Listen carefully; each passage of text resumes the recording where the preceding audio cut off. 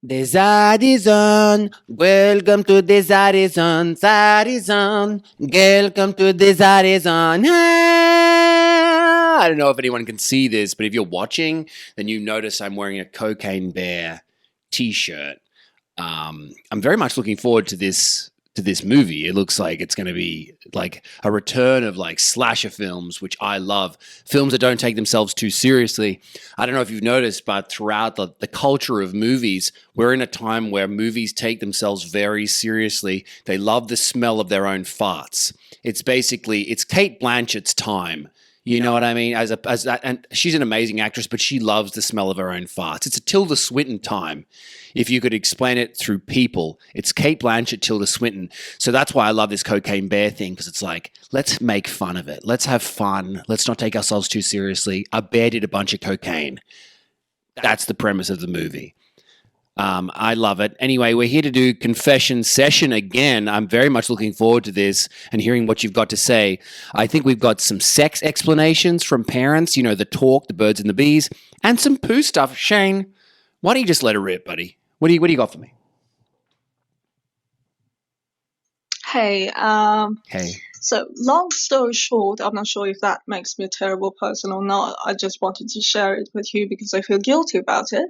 So my roommate is a pretty religious person, and she's been really nasty with me. Oh. And I wanted to get my revenge somehow. So as I knew that she's a religious person, I started, undressing in front of her and, painting naked figures and hanging them on the walls, or, putting alcoholic drinks, bottles of alcoholic drinks in my closet for her to see. She's a Muslim, by the way.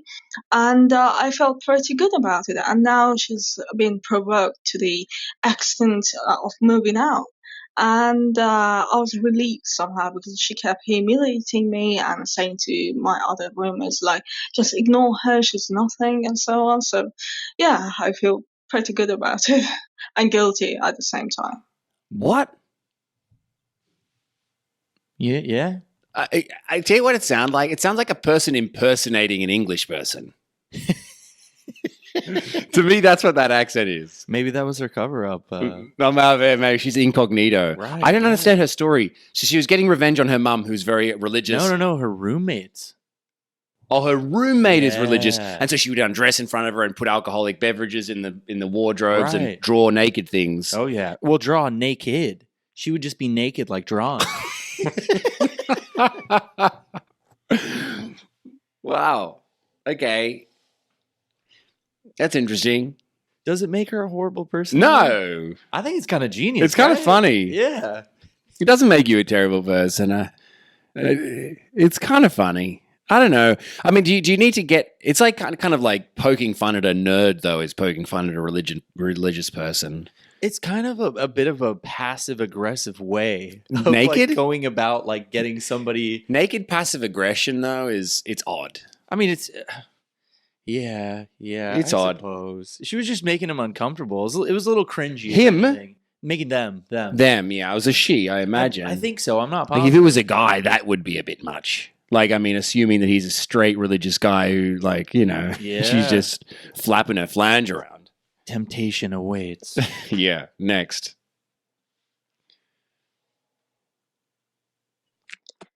I was dating this guy I wasn't crazy about, but I had such a good time with his friends and roommates that I didn't want the relationship to end.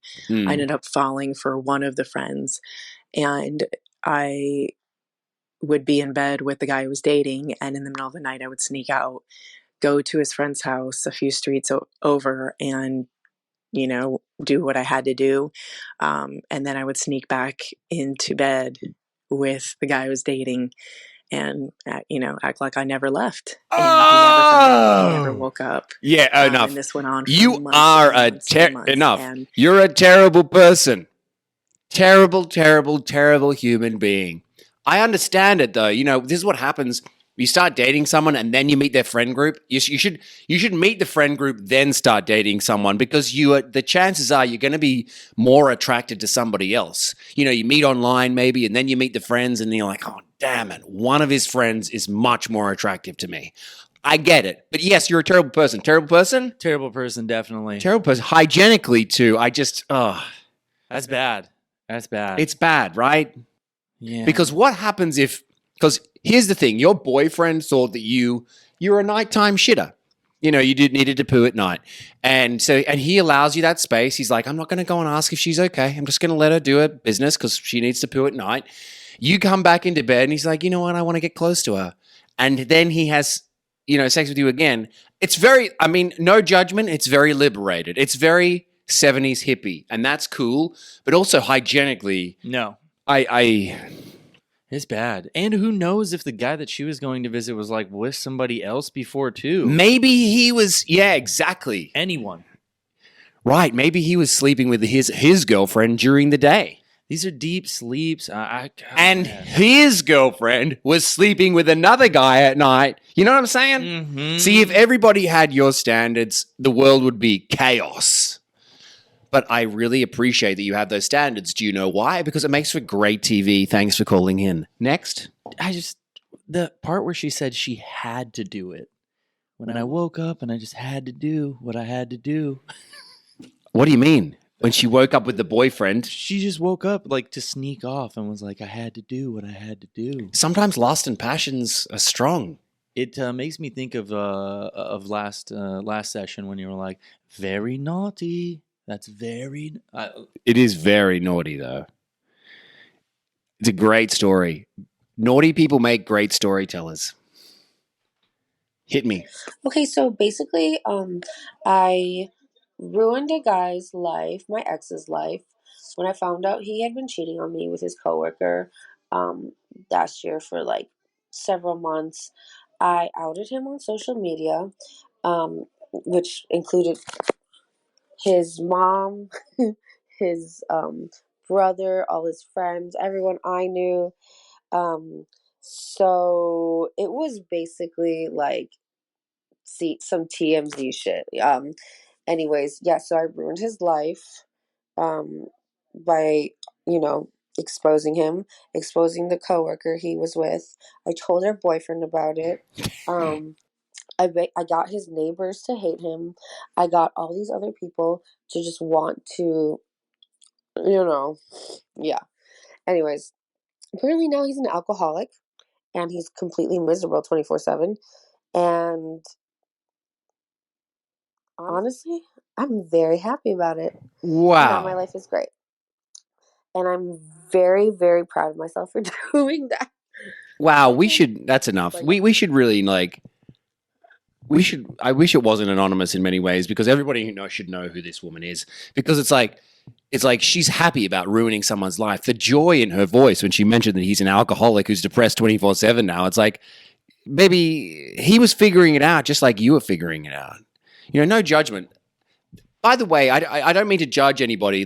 I love the fact that you're all calling in and telling me this stuff. I'm just giving you my honest opinion. She sounds horrifying, doesn't she? Yeah, both of them. I mean, he cheated, but then to just to take this much joy in sharing the story, it's he cheated. That's average level horrible person stuff, though. Yeah. That's average horrible. Then there's being joyous at the destruction of somebody's life. Getting his neighbors to hate him. And then he ends up an alcoholic who's depressed 24/7 and you're happy about it. That's some sociopathic stuff. Oh, yeah. Yeah, I don't know about her. I hope, keep following me though. And if you have more stories, which I bet you do, you old so-and-so, call in again. I'd love to hear more. Next.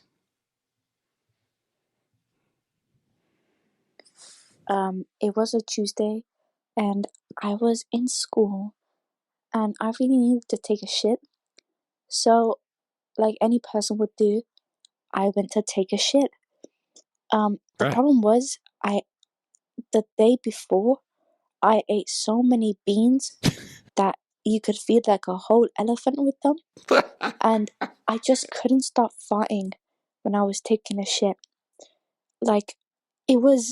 It was unbearable, bro. I swear to God. And basically, that whole entire bathroom had to be evacuated because of my stinky poo and farts. And I blamed it on the weird kid that was also in the bathroom. And she got bullied for like 2 years. And she had a nickname. I don't know what it was though, but yeah.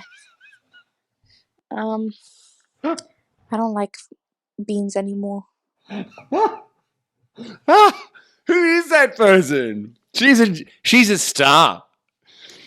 Like, it's just the general, like the way that she explains things. Then I did a poo. It did a horrible poo. Or the beans that could fill up an elephant. Enough beans to fill up an elephant. A horrible poo. And poor, Stinky Sandra. I'm assuming that would be her nickname. The poor chick who's already the weird one, and then cops it even more, and her life is ruined because she does smelly poos. We all do smelly poos, and you didn't own it. I remember I got suspended from school once. I was really good with a tie. I could flick because I went to a private boys' school, so it was all we all had ties, and I was amazing at flicking people with it. I was incredible, right? I could kill moths and I could kill flies, like flying through the air, bam. And I flicked a kid in the face. I was showing off one day. I was showing everybody what I could do and hitting all this stuff. And then I hit this kid in the face, and he started crying, and it was terrible. And I go, and he hadn't looked to see if it was me yet. And I was like, Dane, and blamed it on my friend. Of course. So the next morning, the principal comes and gets Dane because he thinks that Dane did it because the kid told him that Dane did it. And then they figured out it was me, and I got suspended. You didn't step up? No, All right. I just joked, Dane. Right. To anyway, and I end up copping it. But yeah. That's a really that story is like great only because of how she told it. I want to see it animated. Right. Her voice. That's a great idea, actually. So no, I don't want to see it animated so much as I want that person, whoever she is, to be a star. She's a star. We're calling out to you. Yeah. Let's get her to Hollywood, CAA, hook it up. Was there did you ever have a moment getting caught? Shitting? Just ripping one or shitting one at school? No, and that's the thing about, I think, I went to an all-boys school, as I mentioned, and you don't really like it's not a shame. You're not ashamed to do stinky farts or poos. It's like when you poo, it stinks, right? Everyone knows. I remember in my my history class, Miss Vovoda's class, my freshman year, just keistering like the worst fart ever, and What's keistering? Well, kind of I forget what you were keistering, as in you do it? Just holding it in. Oh, you're holding it in. Yeah. And then I got selected, and it was my turn to read. And while I was reading, just like ripping one off the perfect, acoustics of the chair, because they're just like plastic and built for it, just reverberating. And, And then just laughing till my face was red, and everyone laughing along with me, proceeding to read, farting again. Wow. I think if you get caught in this kind of situation, just lean into it. Just go. Yeah, but she's clearly that's a chick, and she did not feel that way. I mean, we also have to consider how bad of a poo it was that everybody found out about it. Yeah. It was evacuated apparently, but everybody found out about it, and she blamed it on someone else. That's like an iconic poo. Wow. Iconically bad. See, there's no shame at your school, but there's shame at hers, clearly. Okay, so I was at a club, and crucial part to the story, I'd just broken up with my ex-boyfriend who I was seeing for the first time since we'd broken up. Mm-hmm. And I thought I wanted to have some MD. I wanted to have a cap, and I was a fiend for it. That MDMA. night. Very MDMA. naughty. Anyway, sometimes MD, it makes you want to poo. Yeah. Okay. And I was at this club in, actually, I don't want to say the city because it's going to call me out, but I was at a club and there were gender-neutral bathrooms, and I was waiting in line, and I went, no, I need to get to the front of the line. And I get to the front, the girl's like, no, don't go in there, the toilet's clogged. And I didn't care. It was coming out, like it was that or it was going to drop on the floor, and I just went in and I took the shit, and it was the biggest shit I have ever taken in my life. The toilet is like half clogged, and I'm trying to flush it down, but the water is rising and it's not going down. And I had a vodka lime and soda in my hand, and I sculled it and proceeded to fish the shit out of the toilet and place it in the sanitary bin. But I didn't get it in one go. It took me 3 goes to get it out. And then thankfully the toilet flushed after the poo was out. But I washed the glass out and then told all my friends that I did it. My ex-boyfriend heard. Did he what? Did she what? He didn't get cut off. There's nothing more. Yeah, that was it. Oh, what? You told your ex... Anyway. And then the ex-boyfriend heard, I think, was like the last bit she got out before it cut off. I see. Well, so we've got to consider that doctors should be prescribing MDMA for people who are constipated. It makes you feel amazing and do big shits, like really big shits. We should consider that as a fair form of constipation therapy. Right, like a euphoric laxative. It's so good.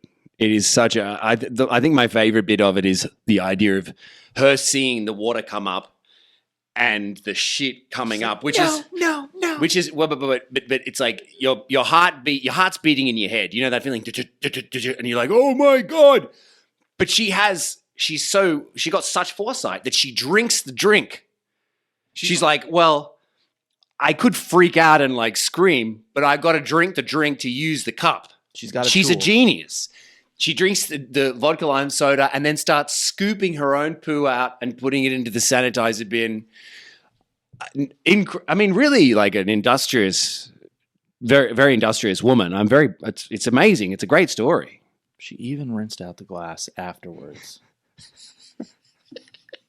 Had the composure. I love the many scoops of poo that she had to get out with that cup. And also it unclogged it. The water started to go down. Yeah, she is very industrious shit. Ugh. But the ex ended up finding out. See, in sobriety, I might run. With MDMA, it's like, no, let me take care of this. I'm gonna take care of it. It's like, it's fine. I'll just take care of it. And like, you don't think things are disgusting for some reason on MDMA. You just got love for everything, including your poo. It's like, oh, someone needs to take care of the poo. Gross. Isn't it? It's disgusting for anybody outside of it. But when you're on it, it's so beautiful. Well, how horrible did that bathroom smell like for the rest of the people in life? Yeah, in the sanitizer bin? That's disgusting. That is so bad. Next.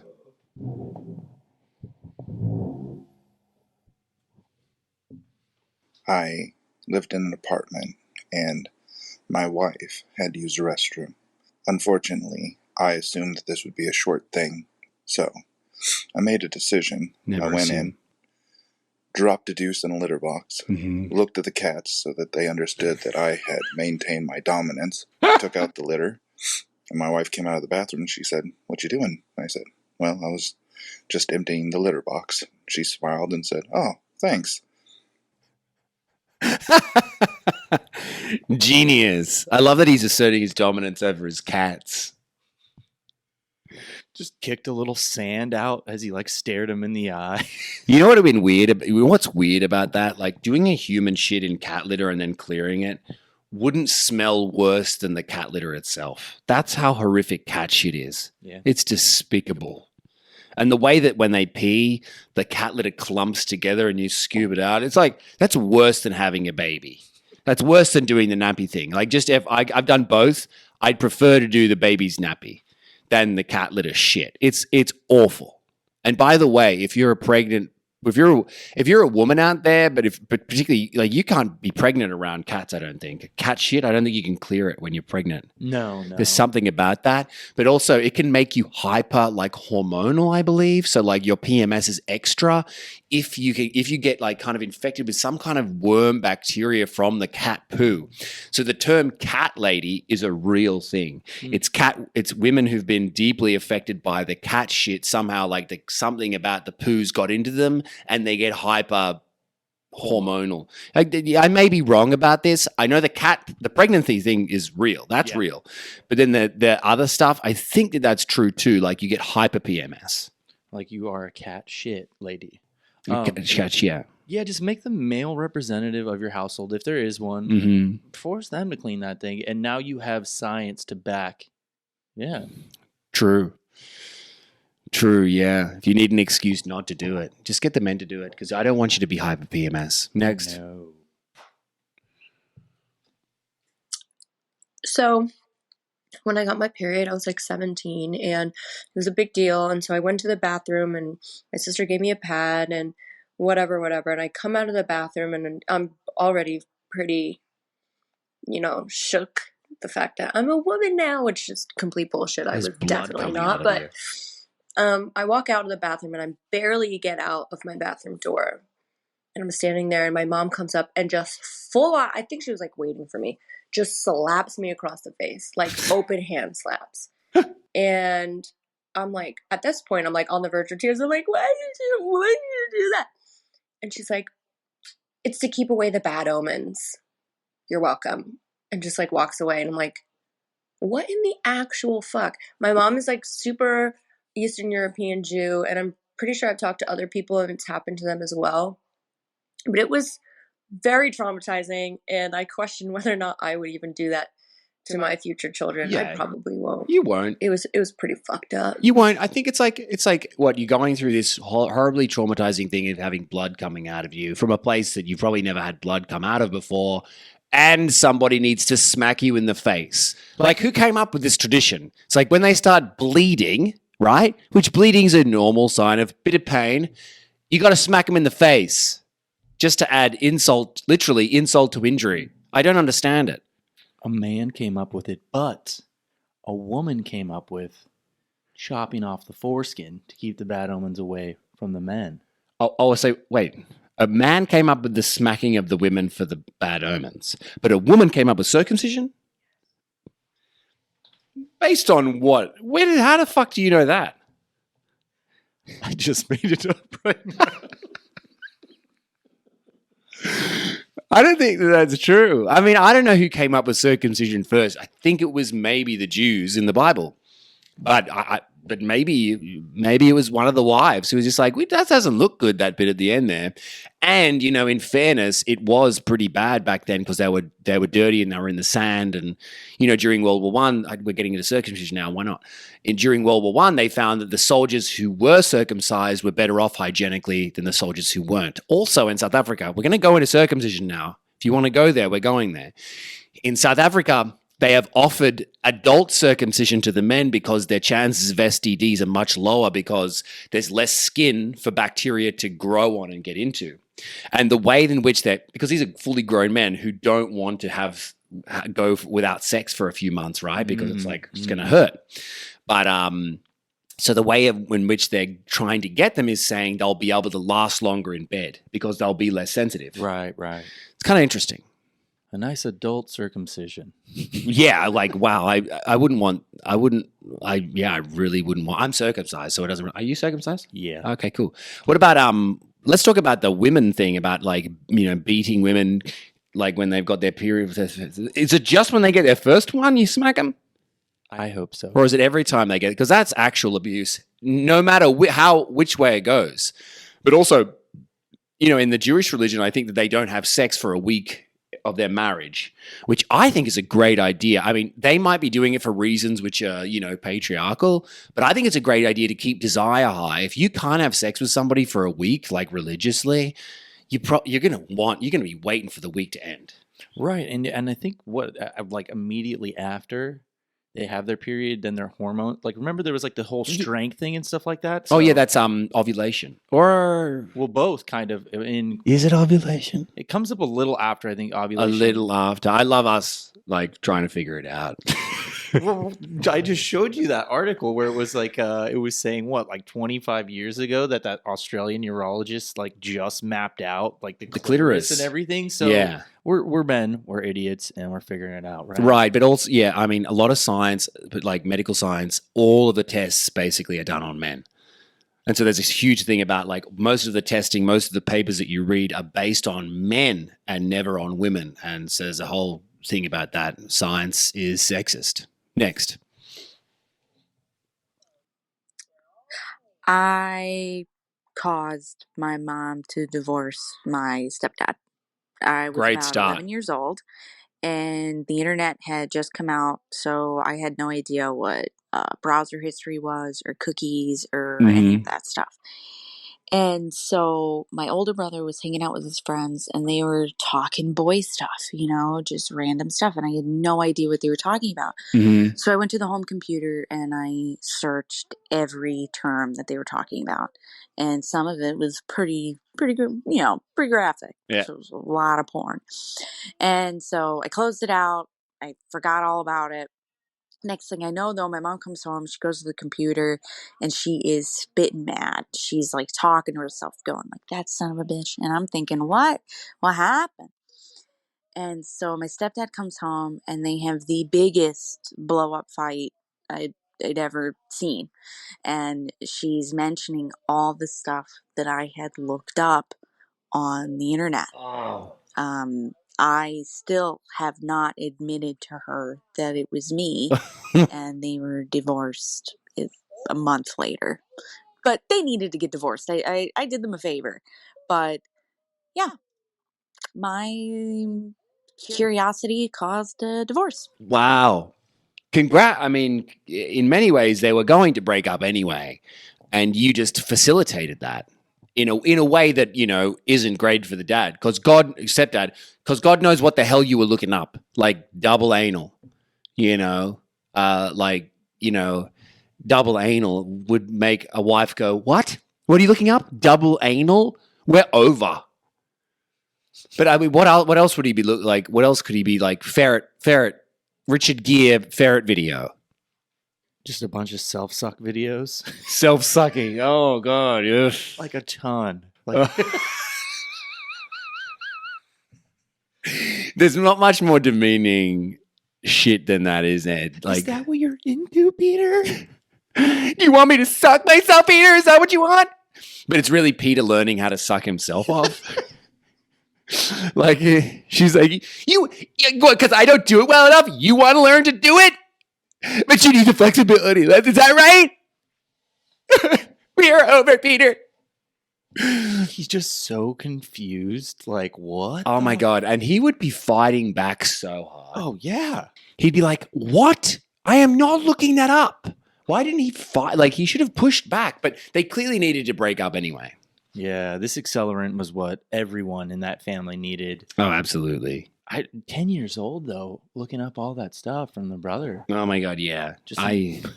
It's a bad mix, is like a younger girl with an older brother listening into their conversations. It's like, it's the education that you don't need. Just like 480p HTML, like really weird crap. What's 480p HTML? Just like when it's like the lowest, like back then. I think she said it was like in the 90s. Oh my God, yeah, early internet. Like, I remember seeing things on the early internet that like people getting beheaded and things like that. Oh my God, on E-Bombs World, they had the weirdest shit. My cousins, I visited them probably around the same age, and I remember there was just like this disgusting one where this lady is like pointing her ass up into the air and like shooting diarrhea onto her own face in a bathtub. I remember seeing shit eating too. What back then? I remember seeing inverted like assholes, like stuff like that. Like, you would never look it up nowadays. It's buried at this point. Yeah, you don't. You know, it's like stuff that you didn't want to see, but you could see now because the internet was there. It's like, oh wow, here's a whole new world. You can look up anything in the world, and you look up shit eating. You're like, okay, so you look up anything? Oh wow, what, anything like shit eating? And for some reason, we were looking at inverted assholes. Oh, let's definitely look that up. But now, I mean, we have matured in a way. Yeah. Like, I don't think anyone's... Actually, I can't say that, really. I'm sure there are people out there still looking up inverted assholes. Oh, no doubt. And shit eating. Next. It felt so wrong. Hi, Luke. So I have a little Birds and Bees story for you. Long story short, I'm Irish, so in Ireland, Got sex that. and the whole topic of it is supposed to boo, but then some people are very outgoing, some people are just weird, some people are just mix of everything. But my parents' version of having the talk with me, mind you, I'm the only child. At 13 years old, my parents bought me a box set of American Pie movies. And if you have seen them, they're not something that you should really show your 13-year-old daughter.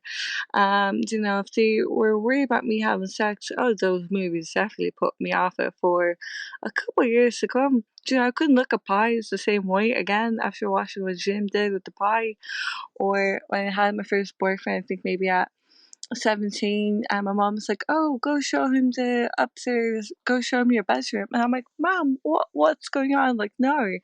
And then she pops into my room, like a few minutes in with the fruit platter. I'm like, "What even?" And then pulls me out and she's like, "Oh, do you need a condom? You look like you're getting pretty heavy there." And I literally, like, I never kicked a guy out of my room as fast as I did in that moment. So look, if you don't want me to have sex, at 17 and 13, they certainly did a job.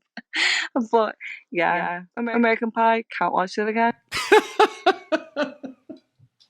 I can't. It's amazing that there are people in the world who speak that way and that they can completely understand each other. I think it just takes me time. Like, if I was to hang around you a bit more, then I'd understand totally what you're talking about. But like the first few moments, I had to my head had to catch up with what you were talking about. However, an amazing story. What I want to understand is, so the mum, you're upstairs with your new boy, first boyfriend ever, and your mum brings over the fruit platter. But why? What does she want you to do with the fruit platter? Like, you seem to be aware of, like, she brought in the fruit platter. She even called it the fruit platter. Like, I think that was the way for her to bridge the gap to then, like, hey, here's some protection, right? The fruit platter was just a cover up. Oh, and then she was slipping her condoms. Oh, yeah. She was trying to play coy. Which is weird, though. Like, you're trying to get your kid to... They want them to have sex. Yeah. I mean, I can kind of understand that from a parent's point of view. It's like the minute you start doing it, then you can start exploring it. It's the first step is often the hardest, I suppose. Mm-hmm. I appreciate the mother's wisdom and the father giving them the American Pie box set to learn about sex. You're going to learn some things about sex. I remember watching American Pie and not getting what was really going on. Right. Like I remember when she said the thing about the flute in a vagina. I understood what that meant. Mm-hmm. But there were other things that went way over my head. I mean, I don't... It was a strange time for film because it seemed like every movie was just like this journey to go and finally lose your virginity. Right. And that was the whole premise of this comedy, and then like folly ensues. I just loved that her mom basically played Eugene Levy and was like picking around and kind of very... Like, you gave him a box set of I know. But I kind of think, like, it's actually not that unhealthy. I'm almost like, it's good that you understand some humor around it, some jokes. I mean, frankly, it's hard to get past the way that this person talks. It's just like one word throws into the other, and you just don't know where it's all going. And so it's like, because I don't know where one word ends and one word begins with the accent. And I think that's probably what Irish accents are. They technically are just to keep on going like they're on a little train. Take a breath. Well, you can take a breath in between words if you want, but you're probably not going to. You're probably just going to keep on going all the way down the street. But then you kind of like got to thinking how Irish people dirty talk when they're having sex. Oh, that's it, Patrick. You're really getting in there, all the way in there. That's it, laddie. Oh, you're really hitting spots today, Patrick. God, getting the spots. I was kind of getting a little bit Rain Man-y. Oh, you're getting all the way in there, Patrick. Oh, it's wonderful, wonderful, Patrick, wonderful. You're getting all the way in there. I don't know if you've ever seen Shine with Jeffrey Rush. It's like he won an Academy Award for it. He plays like an autistic pianist. But the whole, his whole character is, nurse, it's wonderful, yes, nurse, it's wonderful. We're all together, aren't we? Yes, wonderful. And he's brilliant, but he's like that. That's how I kind of took on that Irish accent just then. It's like, yeah, it's all happening. And then the mother brought in me these little bit of, and I don't know, what did you just say? Felt auctioneery to me, like a Auctioneery? auctioneery, Yes. like an orgasm going for 5,000 to the lady in red. Yeah, you're right. But they didn't stop. Like, incredible work, though. Very thankful for calling in. Call in again sometime because I want to get your accent. I want to understand it more.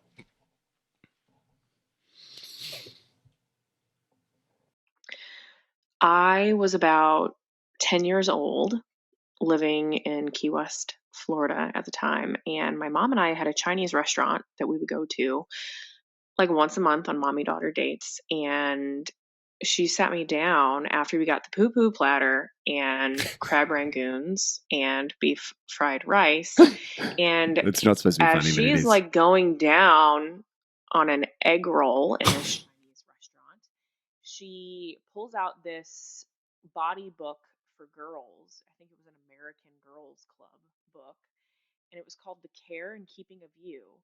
And it's this illustrated book for young girls with these like cartoon characters of like showing how to put in a tampon, why your boobs get bigger, and why you get pimples on your ass, and things like that. And she's flipping through the pages, like just going to town on these egg rolls and telling me about sex and my period and what to expect.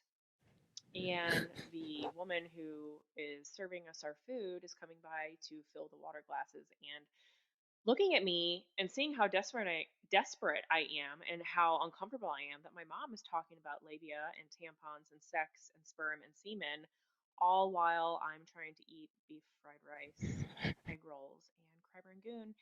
And I remember it so clearly to this day. I mean, it's kind of beautiful.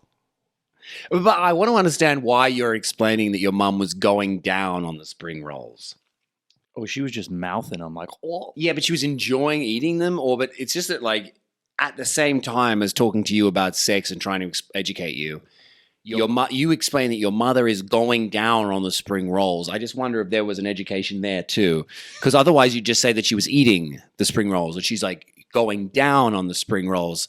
Like, was she also like, and then, honey, it will come to a time when you will face a penis and he will expect you to suck it. And now just have a look at this porky spring roll over here, and this is what you're going to do. Open your mouth nice and wide and just take it in nice and slow. No need to rush. And that's how I'm kind of picturing it going with the way that she's explaining it. That's a lovely visual. Down in Key West. Key West. I love the crab rangoon. Server keeps pouring water, just watching the mom go down on the egg roll. Mind the balls, honey. Don't forget to mind the balls. That is, it's even funnier thinking of it in a restaurant, like there's a mom with her daughter, and the mom is gobbing a spring roll in public. I think it's if she wasn't doing that, which would be obviously very strange. It's a beautiful story of education, and there's no wrong way to do it. It just seems like you've got to it's not comfortable for anyone. We need to sit, other than the mum, she loves it. You need to sit down somewhere and just have the chat. But I think it's great, like the idea of where the pimple and the bums come from and the big boobs come from, and it's good. Well, it's also the fact that she's using illustrations from like an American Girl like doll book. My sister would get these American dolls, American Girl dolls with all these names. And I had no idea that they had a book that was basically kind of illustrating sex ed. It. Yeah. Okay. Well, I guess good for them. Yeah, if you need to learn it somehow, you got to learn it somehow. I mean, you got to get there. And I love that she was using that and going down on spring rolls as an education. Next. It wasn't so much a sex talk, but in general, my mom would make strange sexual comments and give me weird advice. Things like, do you masturbate? Because I could explain to you how to do it. She didn't show me. But I mean, she would have probably, but okay. But there's one one comment that really stands out to me in particular. And that was when I was 16. I was head over heels in love, and I was certain I was going to marry this guy, like any 16-year-old thinks. And I confided in my mother, and she actually discouraged me from settling so early. And she told me I should have sex with as many men as possible to really live and learn what I like before I settle. Well, it's even stranger because my mother mentioned more than once that women don't need to enjoy sex. And it's also the opposite of what I imagine a parent usually says to their children. Yeah. Yeah, wow, what a fascinating person your mum sounds like. She sounds at one point wise and then at several points silly. Like the idea that you should have sex with as many men as you can. That's terrible advice. Yeah, I think have good sex. Quality amounts of sex. Quality with quality men if you can do it. Yeah. If you can handle it. And that's not easy to find. And then that you're not supposed to enjoy it. Well, that's a lot of trash. And I don't know why she thinks that. I'm interested in why she would even think that. I feel bad that she thinks that because. But why would she think that though? Like, what would be the heritage of that thought? It's like sex is for children. Sex is for children.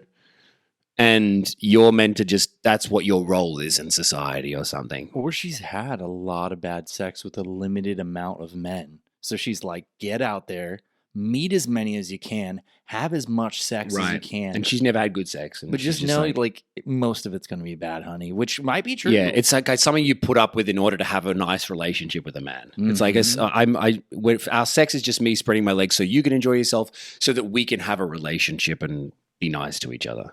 It's a weird dichotomy of like this not very classic way of going about it. And then this very classic ideology of like, have it with as many people, you won't enjoy it. Yeah. Yes. Have it with lots of people, but it's not for you to enjoy. What the fuck? It's like a torturous thing. And also I like that she wanted to, one thing I like about it is she wanted to teach you how to masturbate. Like I think that's, whilst it's weird and uncomfortable, this is all weird and uncomfortable, I kind of think it's good. I think she was gonna show I think it's nice. I think it's nice for mom to go, look, do you want me to just tell you how to do it? Oh, for sure. Save you some time. She was going to show her, and she had to stop her mom. That's what I was like, okay, I could see this going right now. Right, so I usually just put my leg up on a stool and grab some lubricant, and then I just fiddle around down there. Like, put your fucking leg down, Mum. We're not doing this. We're not doing it. And it was taking place at a restaurant in Key West. Ladies and gentlemen. Wait. I just do one more. Okay, one more. One more. One more.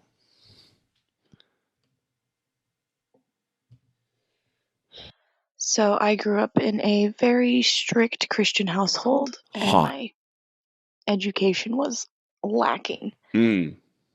I started my period when I was 9. Wow. And I had no idea what was going on. And I ran to my mom like, Mom, I'm bleeding. I'm dying. And she was like, well, now you're a woman. And let's go to the zoo. And I'll talk to you about what's happening with your body. And she basically told me, don't hug a man naked. I had to figure out the rest myself. You're a woman now. Let's go to the zoo. Well, you got your period now. You know what that means. We're going to the zoo. Those two things definitely lead to each other. Period, zoo. Let's go. Come on. And what are they doing at the zoo exactly? Like they're like the birds and the bees. Now, you see those bears? Now the man mounts the woman. Or like, here's the giraffe. Now, the giraffe likes to get on top of his... They all actually mount in nature, don't they? It's all doggy style. Yeah. When you think about it. Snakes kind of wrap around each other and do this weird, like, twisty thing. And it could... And sex with snakes looks like one snake's just trying to get past the other one. It's like, I just need to get past you on this tree branch here. And then they end up, like, all entangled and like, well, we may as well just get a nut up. You know? I've never seen snakes have sex. Oh, it's just like they're intertwined. They're intertwined. Like they have no spatial awareness. Oh, so it's like how they have on like the medical cross. It's just like two snakes fucking. Wow. I've never thought about that. Why do the medical cross have snakes on it? It's a ring of snake fuckers, basically. Yeah, it's like snakes fucking. Why would that be the case? Something about that symbolically that I'm trying to figure out. It's probably to do with... Well, women have always been very women in particular, and all people, but women in particular, self-conscious about snakes and reptiles as far as like child rearing.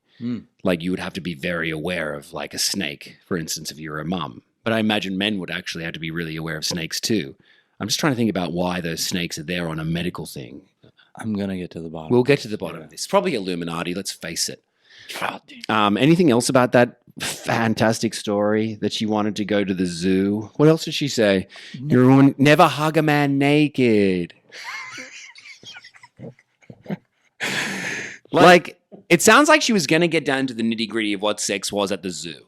But all they ever got to was like, you know, you're going to be in love and you're going to want to hug him naked, but you ain't going to do it. Like, but got to no explanation of what sex actually was or what it meant to be. She was 9, so understandable. Yeah, that's pretty early. I don't know about as far as like getting your period, but sex talk may be a bit early. 9.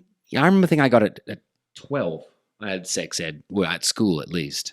This is going to sound really weird, but never really got a sex talk other than like, hey, use protection, da-da-da. That was kind of the like base of it. Right. But then I had an uncle who, like, I guess I found out like years later was in an open relationship with his wife and whatnot. Okay. And he was more so the one who kind of gave me like this like sex ed, like, oh, this is the clitoris, this is the da-da-da, this is the that. Like, be aware of these things. Right. Yeah. And porn too? He had the stack of the Playboys that, of course, we stumbled onto. Yeah, it's pretty amazing. You know, we're like in the backyard, in the tent, in the summer, me and my cousins like looking at these magazines and occasionally reading some articles. You know, there's some. I used to like love those. I remember reading I remember how formative it was. Oh, they're good. Reading those articles in those Playboys. And it is terrible because it really shouldn't be the way that you're educated. Playboy magazines are good, but I feel like internet porn and how crazy it isn't a great education. Yeah. Like the old 90s pornos are kind of good. Just a horrible like guitar and bass riff. Yeah, like, but just like hair and makeup. But classic sex. It's kind of classic sex. Yeah, bring out the bushes. Bring the bush back. How did I learn about it? I tell you what, I'm having a wet dream about it wasn't a wet dream as such because I didn't have anything. I was in year 5, so there was nothing to come out of me.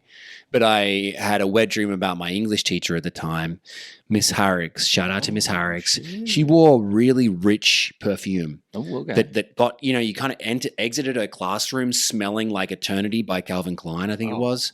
And I just had these dreams about her. It was a series of dreams, but I remember the one that I remember was like she was in a wooden boat and she was naked with her legs spread, and I looked at her vagina, and the way that it looked was because I'd never seen one before. Oh. So this is fascinating because I had no idea what it would look like, but there's something down there, and I knew that. Right. It was like, when people chew bubble gum and then blow a bubble? It was that. It was like a little weird bubble thing. Oh, okay. That's what I thought it was. It's kind of like a big clit. Kinda, yeah. It's kind of like, because a clit actually looks like chewed gum. Without the bubble. A bit. I think that's nailed it. Don't you think though? It's pretty good. Don't you think it looks like it's either like 2 bits of gum stuck, generally speaking, they all come in all shapes and sizes. Right, and they're all beautiful. Gorgeous. So true, Shane. But they look like 2 bits of chewed gum stuck together. And not to be crass, but it's the truth. Yeah. Listen, they're all different. They're all beautiful. They're all different, all beautiful. They all don't necessarily look like chewed gum, but pretty much all of them do. I think we can say that, and we should end it there. I think we've stayed and said what we wanted to say. Thank you so much for the sharing today. We want more poo stories, more sex stories, more terrible people stories. I want to hear them. So, thelukecook.com/hotline. I want your stories. XOXO, Zaddy.